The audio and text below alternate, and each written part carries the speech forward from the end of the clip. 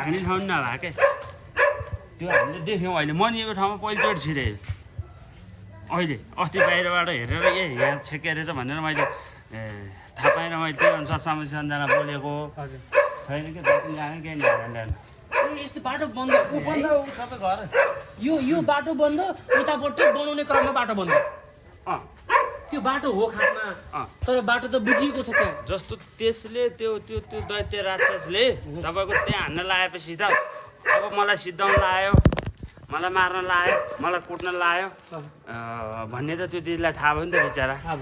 उहाँ यता भाग्न खोज्नुभयो बलक छैन भाइन ठाउँ अनि त्यही मौका छोप्यो कि यस्तो लोकेसनमा छ कि अगाडि बढ्दा मेन बाटो बनाउने क्रममा अहिले अवरुद्ध छ अहिले भित्रपट्टिको यो खोजमा चाहिँ भित्र गर्दा बाटो टुङ्गिएको छ बाटो टुङ्गिएको सकिएको छ बाटो सकिएको छ घरै गर्छ अहिले तर घरमा गेटहरू पनि यही छन् वरपर घर यताउता किचन पनि त्यही होला तर घरबेटीलाई अथवा वरपरका छिमेकीलाई थाहा नहुने गरी कसरी साइलेन्ट रूपमा मारेछ कि चिच्चाहाट कोलाहाल अथवा त्यो रोदन त्यो त हुन्थ्यो होला अब यो सहर भने यस्तो चिज हो कि होइन गाउँघरमा भए यो फलाना घर यो फलाना गाउँ यो ढिस्काना गाउँ यो यसको घर 100वटा घर 200वटा घर भयो नि थाहा हुन्छ अब यहाँ सहरमा चाहिँ के हुन्छ भने आफू बसेको घरबेटीको नाम पनि थाहा हुँदैन तालभरे आफू बसेको पल्लोपट्टि घर कसको भन्ने पनि थाहा हुँदैन के तपाईँको सबै सामाजिक सञ्जालको राति 10-11 बजीतिर खाना खाने बेला यस्तो के खाना खाने बेलातिर पर्यो होला 10 बजीतिर भनेको त खाना खाने बेला अथवा मोबाइलमा के भयो त भनेर हेर्ने बेला कि अहिले वाइफाईको जमाना छ नि त अनि कुकुर त कराएको थियो अरे भन्ने सुन्यो अब कुकुर कोही बेला यसै पनि कराउँछ होला मान्छे त्यति मतलब गरेन भनौँ न सब त्यो दिनै हत्या हुन्छ भन्ने कुरा त के थाहा त मान्छेलाई होइन त्यसले हानिसक्नु भन्दा पनि तपाईँको नहान्दैमा थाहा पाएको भए चाहिँ मेन कुरो हो कि अझ बुझ्नुभयो नि कुरो त्यहाँतिरबाट ल्यायो यहाँ ल्याउँदा पनि त्यसले नहान्दैमा ठ्याक्क थाहा पाएर तपाईँले भने जस्तो थाहा पाएर ओइ भनेर कराउन पाए भए त्यो भाग्थ्यो कि केही पनि नगरिकन होइन यसो पनि भन्छन् कि गाडीले स्कुटरलाई सूर्य कार्कीको स्कुटरलाई ठक्कर दिएको घटनादेखि अन्तिम सास गएको समय 1 मिनट 38 सेकेन्डसम्ममा उसले मारिसकेका थियो भनेर यति क्विक मार्यो भन्ने किसिमले हेर्दाखेरि त छिमेकीहरूले रेस्पोन्स गर्ने त समय मिलेन पक्कै पनि त्यो हो त क्विक भएको हो घटना अब उसलाई त मारेर छिटो जेल जानु रहेछ त उसले त काम भत्ते गर्नु रहेछ उसले त 1 मिनट 30 सेकेन्ड होइन 30 सेकेन्ड सिधाउन नि चाहिरहेको भयो नि गयो भन्ने कुरो सुन्यो अब पुलिसले नियन्त्रण गरिराखेको छ भन्ने कुरो सुन्यो जे भयो नि त्यो नामर्थ त्यो राक्षसले तपाईँको एकजना राष्ट्र सेवक नेपाली सेना हाम्रो चेलीको हत्या गर्यो जसरी गरे पनि अब त्यहाँ गरे पनि यहाँ गरे पनि थोरै गरे पनि धेरै समयमा गरे पनि चक्कुले हाने भन्ने सुन्यो चक्कु त्यहाँ पुलिसले भेटेको भन्ने कुरा पनि छ त्यो लेखे होला मुचुल्कामा होइन त्यसले हत्या गर्यो नै जसरी भए पनि तपाईँको हत्या गर्यो अब रक्तामी रगत अथवा त्यो किसिमको भयावह त्यो जुन रक्तपात छ नि कहाँनिर देखिया थियो त्यो चाहिँ यही बाटोतिर मैले पहेँला देखाएको थिएँ यही बालुवामा भोलिपल्ट सबैले सफा गर्नुभयो यही बालुवामा हो यही बालुवामा पत्ता लगेर सफा गर्नु यही बालुवामा है यहाँ उहाँको ज्यान चाहिँ यहीँ थियो ढलेको यहाँ गएर त्यो घरमा चाहिँ उहाँले चाहिँ गेट खदाउडा गर्नुभयो है गुहार माग्नुभयो तर कोही नमिसेको कारणले यो गेटमा भ्याएको ढोका ढकढकायो कुकुरको यसरी नै फुकेर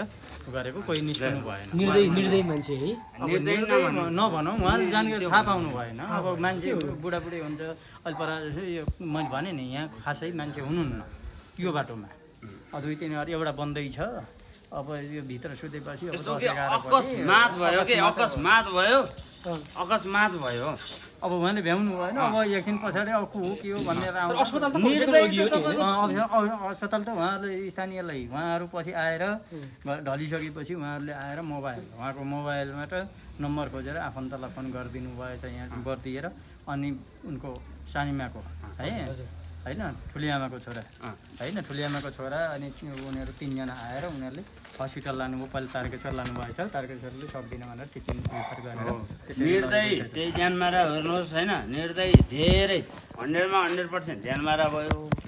अब यो छरछिमेकको अब आमा बुवा दाजुभाइ कसले थाहा पाए होइन उनीहरूले लास्टमा थाहा पाए पछि थाहा पाए अब यो जुन बेला घटना घटिसकेको थियो जोगाउन चोखो सकेन कुरा भनेपछि कुन अङ्गमा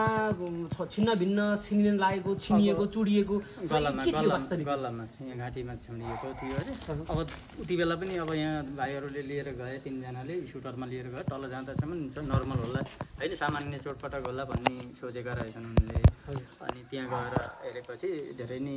छिनेको गहिरो नै रहेछ गर्दनमै छिन्नै लाग्यो अब रगतको धारा थियो लाने बाबुको पुरै अब तपाईँको यहाँ धारा यहाँ हाने त तालबर्तीले यहाँ पनि हान्यो भन्ने सुन्यो होइन सबैले कुरो गरे अनुसार होइन हातमा पनि पहिला हातमा प्रहार गरेर ढलाएको होइन ढगार दियो अब लडिसकेपछि हान्यो हानिसकेपछि अब भाग्नु पर्यो यता भागी दौडिनु पर्यो बच्नु पर्यो भने यता भाग्यो भाग्दाखेरि अनि अब त्यो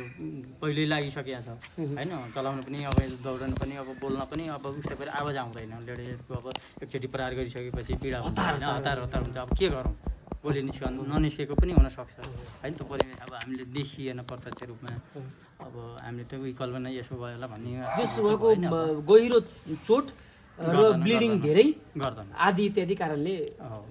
अस्पतालमै मृत्यु भएको बचाउन सकेन अब बाटै उहाँ पुऱ्याउँदा जस्तो डेथ घोषणा हस्पिटलले गर्छ है अब भगवान भरोसा हुन्छ नि त पीडितहरू त आत्या हुन्छ नि त तपाईँको त्यो बाबुहरू आए उहाँले हतार लिएर गए स्कुटरमा राखेर लयो भन्ने कुरो बुझ्यो यो मूल्य ल्याउन भ्याएको होइन स्कुटरमा लिएर गएको त्यति छिटो लाँदा पनि अब बचाउन नसके भनेपछि अब टिचिङतिर गएर यो अब सिद्धियो भन्ने कुरो आयो होइन यो हाम्रो संसारमा भनौँ न हामी माझ रहेनन् भन्ने हामीले बुझ्यौँ थाहा पायौँ होइन तर अब यहीँ भएको थियो अथवा त्यहीँ भएको थियो त्यो पापीले जे गर्न खोज्यो त्यही गरेछ कि एउटा माछालाई एउटा आमा चेली भने त धरती त्यही आमाको गर्भबाट जन्मेर एउटा चेलीलाई सिद्धाउनु भनेको त्यसले ककललाई सिद्धाए जस्तो हो छोरी मान्छे भनेको त एउटा धरती आमा होइन हामी आमा गर्भबाट जन्म्यौँ हो अनि एउटा दिदी बहिनी यताउति महिला भनेको त त्यो हो नि त त्यो कुराहरू बुझेन त्यसले के यता छोरा बिच्चा